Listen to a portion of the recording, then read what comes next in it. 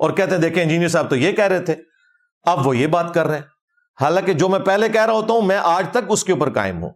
وہ میں کس ٹون میں بات کر رہا ہوں, کس کا موقف بیان کر رہا ہوں, کوئی بات میں کوئی ٹونٹ کے طور پہ کر رہا ہوتا ہوں, کوئی بات انالیسس کے طور پہ کر رہا ہوتا ہوں, کوئی بات اپنے موقف کے طور پر. وہ جب تک آپ پوری گفتگو نہیں سنیں گے آپ کو کیسے سمجھ آئے گا. میں نے ایک ویڈیو میں کہا کہ جی کسی کو غدار وطن کہنے کا کوڑا پہلے ہماری اسٹیبلشمنٹ کے ہاتھ میں تھا, اب یہ خان صاحب کے ہاتھ میں آ گیا. خان صاحب جسے کہیں گے وہ محب الوطن ہوگا اور خان صاحب جسے کہیں گے وہ غدار وطن ہوگا. اس کو یہ بھولے بالے پی ٹی آئی کے سپورٹر خان صاحب کی تعریف سمجھ رہے تھے. بھائی جو چیز اسٹیبلشمنٹ کے حق میں گالی ہے کہ وہ جسے چاہیں جب چاہیں غدار کہہ دیں بغیر دلیل کے, وہ تمہارے مسیحا کے بارے میں گالی نہیں ہوگی.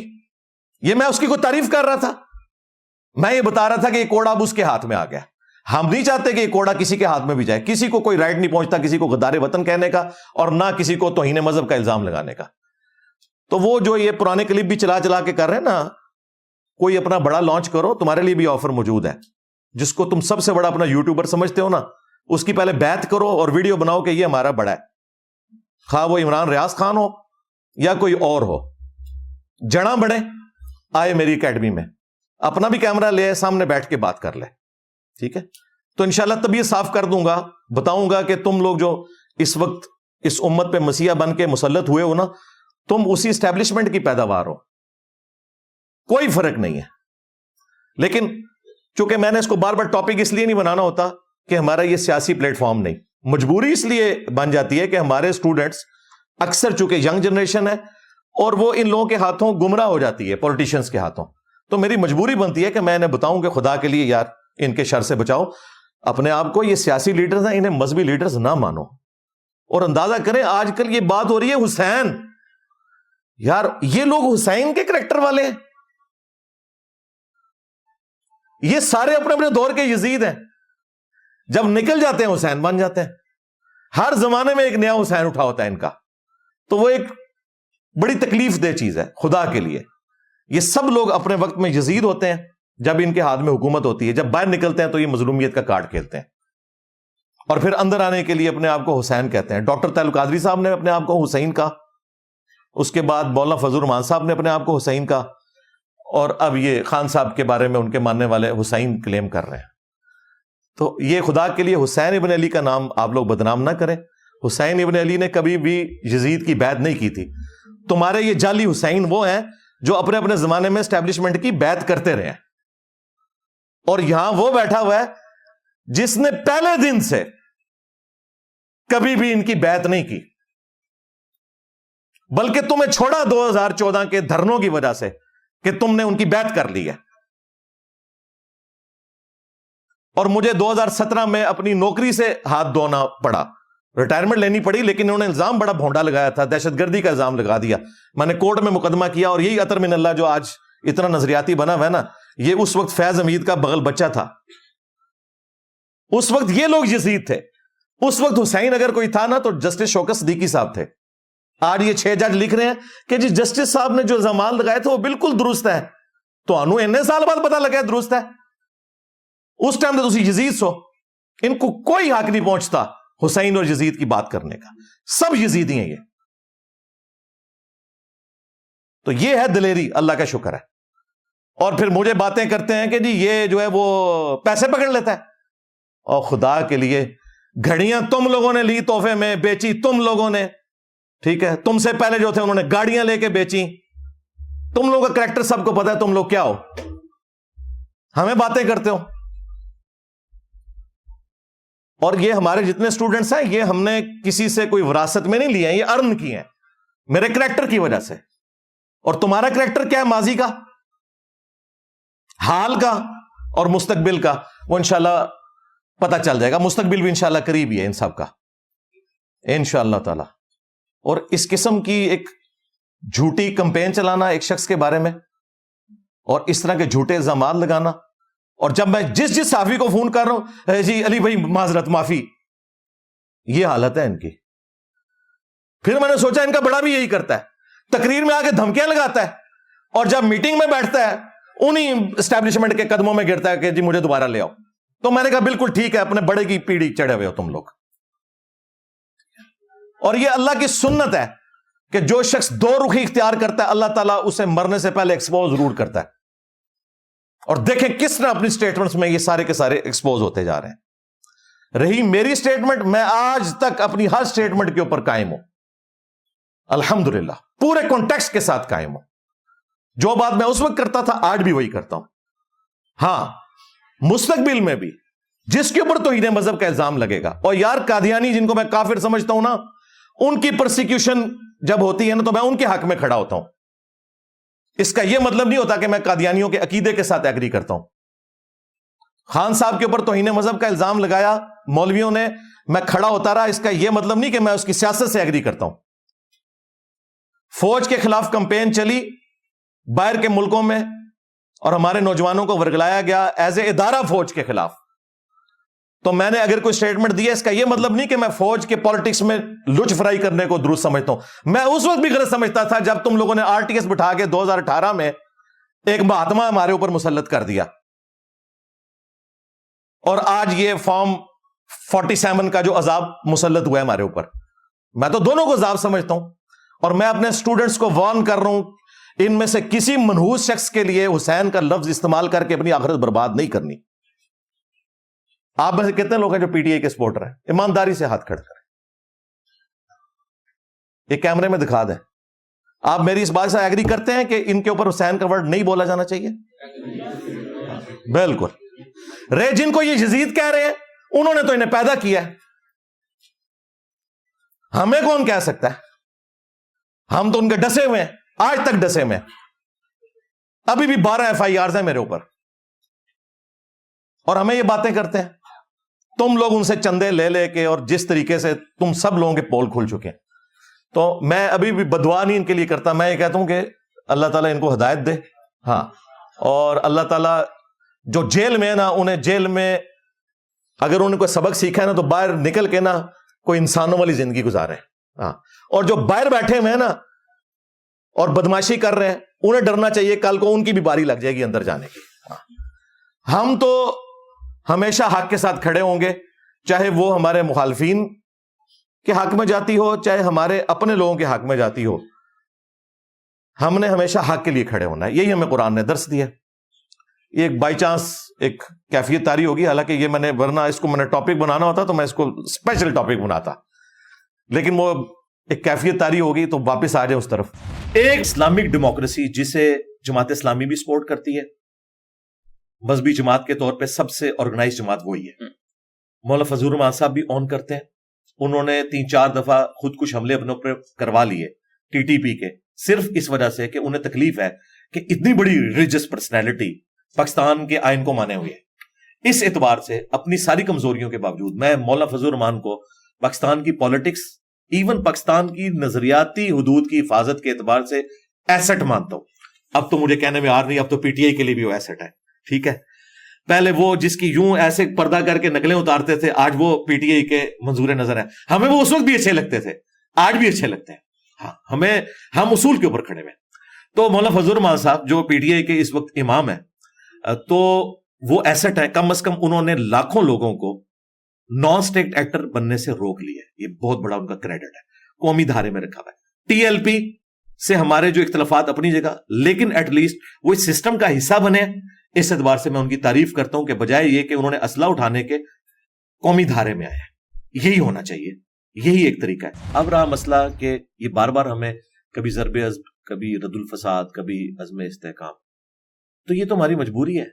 ہم کمبل کو چھوڑنا چاہتے ہیں, کمبل ہمیں نہیں چھوڑ رہا. ہم نے جو اتنی غلطیاں کی ہیں, اتنی جلدی تو جان نہیں چھوڑے, سیدھی سی بات ہے. اس کے لیے آپ کو کاؤنٹر نیریٹو لانچ کرنا پڑے گا. جو یہ ہمیں پڑھاتے ہوتے ہیں نا, پاکستان کی نظریاتی حدود کی حفاظت ہم کر رہے ہیں. نظریاتی حدود کی حفاظت کوئی نہیں ہو رہی ہے, جغرافیے کی حفاظت ہو رہی ہے. ابھی تک کوئی سیریس کوشش نہیں ہوئی ہے. مجھے بتائیں وہ تمام علماء جو ان چیزوں پہ بولتے تھے, ایک ایک کر کے خود کش حملوں میں شہید کر دیے گئے.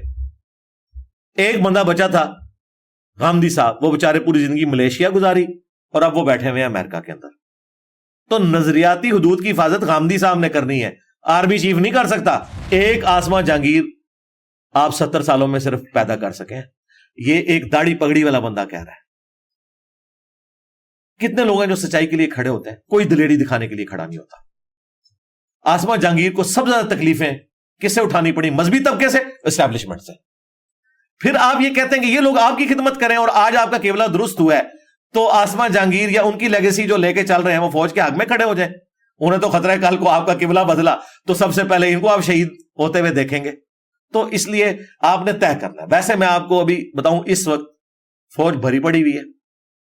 انہوں نے واقعی ریلیجسلی یہ طے کر لیا ہے کہ اب پاکستان اس طرح نہیں چلے گا. اس کی وجہ ایف اے ٹی ایف، پوری دنیا کی پالیٹکس کا چینج ہونا. یہ بھی گوروں کو کریڈٹ جاتا ہے، ان کو نہیں جاتا، گوروں کو جاتا ہے کہ انہوں نے انہیں سکھایا کہ بندے کے پتر بنو، دنیا میں اس طرح نہیں آپ رہ سکتے، ورنہ ہم یہ کر دیں گے. اگر تم نے یہ 25 کروڑ کا جو ایٹم بم رکھا ہوا ہے نا ادھر آبادی کا، ان کو ساتھ لے کے چلنا ہے نا، بھوکے نہیں مارنا، تو بھائی پھر ہماری بات بھی مانو. اور وہ ٹھیک کہہ رہے ہیں. ایف اے ٹی ایف نہ ہوتا نا، میں دیکھتا یہ رد الفساد ضرب عضب کہاں سے آتا. یہ ہم نے نہیں لرن کیا. اب مجھے بتائیں، 2017 میں ہستا بستا ملک تھا، 2 بندوں نے ڈیسائیڈ کیا، چلتے ٹائر میں ڈنڈا دے دیا، ٹھیک ہے، 5 روپے کی روٹی تھی اس وقت کی. آپ ڈالر کی قیمت دیکھیں، ہستا بستا ملک انہوں نے عدلیے کے ساتھ مل کے اسٹیبلشمنٹ نے اجاڑ دیا. اب اس کی ریمیڈی کئی ڈیکیز تک نہیں ہونی، ٹھیک ہے. پھر آر ٹی ایس ہوا. اب فارم 45 تو سب کو نظر آ رہا ہے، آر ٹی ایس کسی کو نظر نہیں آ رہا، ٹھیک ہے. اب وہ اپنی جگہ چیختے ہیں، وہ کہتے ہیں یار ہم ملک کی خدمت کر رہے تھے، ہمیں ڈی فیم کر دیا، اب بچے ان کے ساتھ لگ گئے ہیں، اب ہمیں یہ کہہ رہے ہیں کہ جی اب وہ جو ہے اب ہم 0 سے سٹارٹ کر لیں. وہ ادھر نہیں مانتے، وہ آپ جا کے وہ بوٹ کو عزت دو پہ آ گئے، ووٹ کو عزت دو سے. اور جو سیم پیج تھے وہ ووٹ کو عزت دو بن گئے. اگر میں پی ٹی آئی کی پالیٹکس کو کرٹیسائز کرتا ہوں تو میں جب ان کے حق میں بات کروں گا تو بائی نیم کروں گا کہ جو 9 مئی کا ایشو ہوا اس میں جتنے لوگ جیو فینسنگ کے اندر پڑے ہوئے ہیں، آج 1 سال سے زیادہ گزر چکا ہے، اس میں کئی بے گناہ لوگ بھی ہیں، ان کے کیسز بھی نہیں لگ رہے. تو میرے بھائی آپ نے اللہ کو جواب دے ہونا ہے ان کے بارے میں. جو مجرم ہیں انہیں سزا دے. میں کہتا ہوں خان صاحب اگر مجرم ثابت ہوتے ہیں انہیں بھی سزا دے.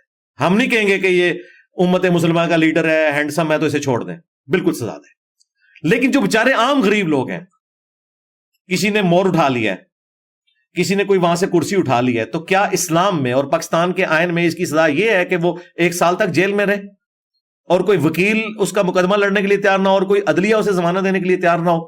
ان لوگوں کو فی الفور ان کے کیسز چلا کے فارغ کیا جائے جو بے گناہ ہے.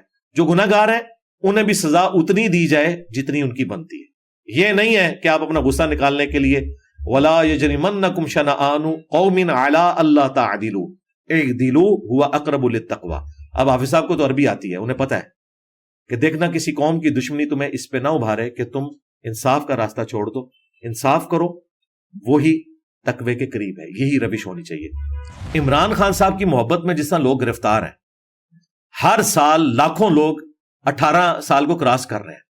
یہ ساری کی ساری بریڈ تو خان صاحب کو ایڈلائز کرتی ہے کیونکہ انہوں نے تو 90s کا زمانہ نہیں دیکھا ہوا، ورنہ ان کو پتا ہوتا کہ اس وقت کون بی ٹیم تھی، بعد میں کون بی ٹیم بنا. تو یہ وقت جو گزر رہا ہے، اگر خان صاحب زندہ رہے اور وہ جیل سے باہر آ گئے تو پھر اس ملک میں سٹیبلٹی والی کوئی چیز آپ کو نظر نہیں آئے گی. سیدھی سی بات ہے. اور یہ فوج کو پتا ہے، اس لیے وہ اندر ہے.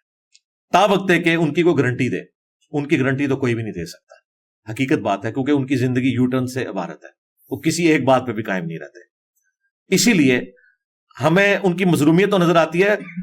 فوج کی بھی مجبوری دیکھیں، وہ بھی کہتے ہیں کہ بھائی اس کو باہر نکالیں تو پھر آپ کو پتا کیا کرے گا، باہر کے ملک بھیج دیں تو کیا کرے گا، یہ اندر بیٹھ کے یہ کچھ ہو رہا ہے تو باہر آگے کیا کرے گا. اس کے لیے بھائی پھر کعبے کی چھت پہ کھڑا ہونا پڑے گا عمران خان کو بھی، نواز شریف کو بھی، اور چیف جسٹس کو بھی، اور آرمی چیف کو بھی، اور پبلکلی اپنے گناہوں کی معافی مانگنی ہوگی کہ کس نے کہاں کیا کیا غلط کیا، اور گارنٹی دینی ہوگی کہ اب ہم ایسا نہیں کریں گے. پھر کوئی آگے معاملہ چل سکتا ہے. ادروائز تو مجھے تو نظر آ رہا ہے کہ معاملات کوئی زیادہ بہتری کی طرف اتنی آسانی سے نہیں آئیں گے. اگرچہ اس وقت کوشش ہو رہی ہے لیکن اس میں کافی زیادہ ٹائم لگے. شیر افضل مروت کو میں نے کہا تھا کہ بیرسٹر گور کے ساتھ بیٹھ کے انہوں نے کہا کہ عادل راجہ جو کچھ کر رہا ہے یہ غلط ہے. یہ میں نے اس کو کہا تھا، گن پوائنٹ پہ کھلوایا. یہی باتیں ہم بھی پہلے کر رہے تھے. عادل راجہ نے میرے اوپر جھوٹا الزام لگایا کہ اسے اسٹیبلشمنٹ نے لانچ کیا ہے، جو خود گن پوائنٹ پہ میڈیا پہ لانچ ہوا تھا خان کو بت بنانے کے لیے, اور وہ پھر فوج کے خلاف ہو کے خان کے ساتھ ہو گیا, جو خود اسٹیبلشمنٹ کا بغل بچہ, ان کی تنخواہوں پہ پلنے والا. میری تو نوکری اسٹیبلشمنٹ نے 2017 میں فارغ کی ہے, میں تو ان کا ڈسا ہوں. میں نے اس وقت عمران خان وزیر اعظم جب 2018 میں بنا, میں نے اسے بھی خط لکھا, میں نے ایک ایک بندے کو اپروچ کیا کہ میرے ساتھ یہ ظلم کر رہے ہیں. میں کورٹ میں گیا. یہ آج جو عطر من اللہ اتنا نظریاتی بنا نا, اس کے پاس ہی میرا کیس لگا تھا. اس وقت یہ اس اسٹیبلشمنٹ کا بغل بچہ ہوتا تھا, آج بڑا نظریاتی بنا ہوا ہے. مجھے ان سب کا ماضی پتا ہے. یہ سب لوگ اس وقت اگر شوکت صدیقی کے ساتھ کھڑے ہوتے نا, مجھے ان کے اخلاص کے اوپر میں مانتا. ٹھیک ہے, بابر ستار کی صرف میں عزت کرتا ہوں, میں جیو پہ اس وقت بھی دیکھتا تھا, لیکن ان کا حال یہ ہے کہ سب زیادہ پی ٹی آئی مخالف تھی انہیں جج بنانے میں. تو مجھے بتائیں اللہ کے بندو, کوئی ایک خامی بتاؤ نون لیگ پیپلز پارٹی کی جو اس سے زیادہ ورسٹ فارم میں اس جماعت میں نہ آئی ہو, ان کے بڑوں میں نہ آئی ہو. میں اس کو ثابت کر سکتا ہوں, لیکن ہمارا یہ پلیٹ فارم پولیٹیکل نہیں ہے, اس وجہ سے میں اس لیول پہ نہیں اترتا. یہ بھی مجھے اس لیے اترنا پڑتا ہے کہ ہمارے اکثر اسٹوڈنٹ ینگ جنریشن ہے, اور وہ ان کے ہاتھوں گمراہ ہو رہے ہیں, اپنا مستقبل برباد کریں گے, اینڈ رزلٹ کچھ نہیں نکلنا. ہٹلر کے لیے بھی 2.5 کروڑ لوگوں نے ٹیٹو بنوائے تھے, وہ بھی اسی طریقے سے ہاتھ اٹھا کے لیتا تھا. اینڈ رزلٹ کیا نکلا ہے؟ آج جرمنی شرمندہ ہٹلر کا نام لینے سے. اللہ نہ کرے کہ خان صاحب کا مستقبل یہ ہو. جیل میں گئے ہیں, میری کبھی ملاقات بھی, میں ان کے کہوں گا خدا کے لیے آپ اپنی زندگی میں اپنے فتنے کو ختم کر کے جائیں. جو آپ نے غلط چیزیں کی ہیں ان سے معافی مانگیں, اور اپنی نوجوان نسل کو, اس لیے دیکھیں 4 ٹکڑے تو ہو چکے ہیں جماعت میں, اور بھی ٹکڑے ہوں گے. ان میں سے یہ دعویٰ نہیں کر سکتا کہ ہم بڑے نظریاتی ہو گئے. نظریاتی تو ہم ہیں شروع سے. میں تو 2014 کے دھرنوں کے بھی خلاف تھا, حالانکہ 2013 میں نے پی ٹی آئی کو ووٹ ڈالی تھی. نظریاتی اس کو کہتے ہیں. میں ان دھرنوں کی وجہ سے, کنٹینر کی وجہ سے خان صاحب کے مخالف ہوا تھا کہ آپ ان کی گود میں نہ بیٹھیں. ہم سمجھتے تھے خان صاحب ایک نظریاتی لیڈر ہیں, لیکن وہ گود میں بیٹھے اور آج وہ اندر ہے. اور میں پریڈکٹ کر رہا ہوں, خدا نہ خواستہ ایسا ہو, مجھے نہیں لگتا کہ اب وہ اس اعتبار سے کوئی پولیٹیکل قد کاٹ حاصل کر سکیں گے باہر نکل کے. مجھے نہیں نظر آ رہا. میرے منہ میں خاک. میری خواہش ہے کہ اگر انہوں نے جیل میں رہ کے کچھ سیکھا ہے اپنی غلطیوں سے, وہ باہر نکل کے اپنے مخالفین سے معافی مانگیں گے. نیلسن منڈیلا کی بات کرتے ہیں تو اس نے 27 سال بعد سب کو معاف کیا تھا, لیکن نیلسن منڈیلا کی جو فیاضی تھی یا معاف کرنے کی روش, اس کا 1% بھی پاکستان میں نہ عمران خان کو نصیب ہے, نہ نواز شریف کو نصیب ہے, نہ زرداری صاحب کو. یہ صرف نام لے سکتے ہیں. حقیقتاً یہ بہت بغض پالے ہوئے ہوتے ہیں اپنے دلوں کے اندر ایک دوسرے کے بارے میں.